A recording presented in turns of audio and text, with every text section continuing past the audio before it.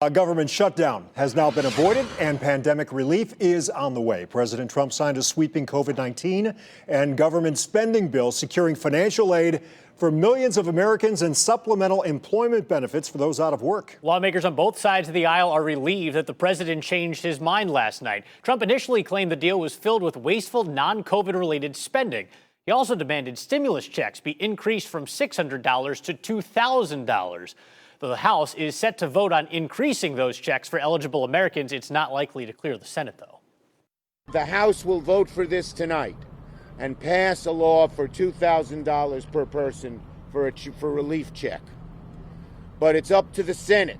Every Senate Democrat is for it. But unfortunately, we don't have the Republicans on board. The question left for many of us then is, when are we going to see those stimulus checks hit the good old bank account? There's no set date quite yet, but Treasury Secretary Steve Mnuchin suggested that it may only take a week or so for money to start going out after President Trump signed off. A college student in Akron is among the thousands of Americans who've been waiting for more pandemic relief from the government. News 5's Caroline Sweeney shares his story.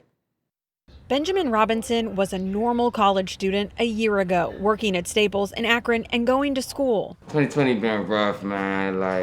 It been rough. But in March, when everything changed for almost everyone, life did a 180 for him too. It's been a real struggle 2020 because I've been having to pay all my bills and stuff, and I ain't had no job. He says this year made him grow up fast. I'm only 22, and I'm realizing how hard it is really to be an adult and stuff like that.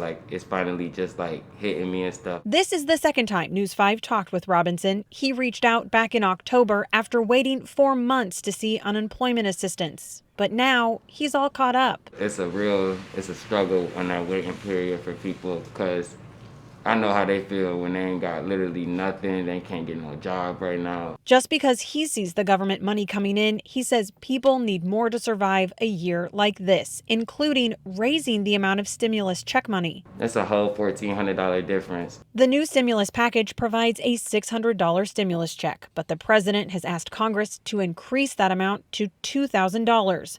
For Robinson, that money means rent and a little more would be covered while he balances school and bills. You just giving out a $600 stimulus check, that's not going to help them. In Akron, Caroline Sweeney, News 5.